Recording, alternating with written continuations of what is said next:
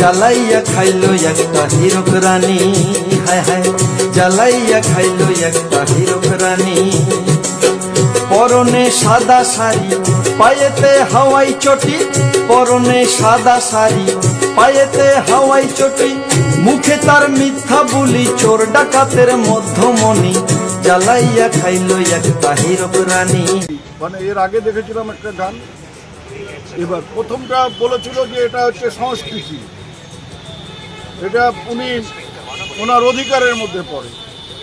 আমি জানি না যে একজন মুখ্যমন্ত্রী বা মুখ্যমন্ত্রী ছেড়ে দিন, একজন ভারতীয় নাগরিক তাকে ইচ্ছে মতন যে কোনো ভাষায় গালাগালি করে, তাকে কটূক্তি করে গান বেঁধে সেই গান আমি গেয়ে বেড়ালাম, সেটা আমার স্বাধীনতা।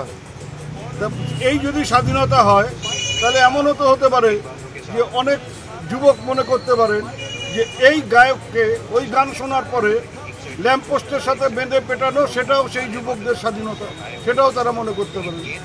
সবই স্বাধীনতা হয়ে গেল। এই জিনিস হতে পারে না, এই জিনিস মেনে নেওয়া যায় না। তাহলে তো মাইক ধরেও যে কোনো ভাষায় যে কাউকে গালাগালি করা যায়। আমার সামনে পড়লে পড়ে বা আমাদের সামনে পড়লে পড়ে তো আমরা তো ও যে ভাষায় গান করেছে সেই ভাষাতেই ওকে উত্তর দেব, সেই ভাষাতেই ও উত্তর পাবে। আবার একে ওকে দিয়ে বলাচ্ছে যে রাজবংশী রাজবংশী রাজবংশী করছে। রাজবংশীদের কি এই তারা কি ওকে বলেছে যে তুমি রাজবংশীর প্রতিনিধি হয়ে এই গান করো?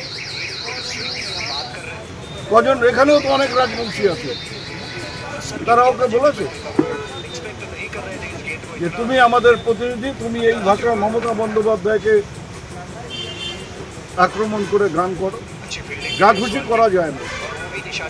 আমরা প্রধানমন্ত্রী একটা সমালোচনা করলেই গেল রব উঠে যায়, আর মুখ্যমন্ত্রীকে যে ভাষায় বিজেপির নেতারা আর এই ধরনের কয়েকজন গায়ক নায়ক আক্রমণ করে, এবার সময় এসে পাল্টা মানে এদেরকে জবাব দেওয়ার,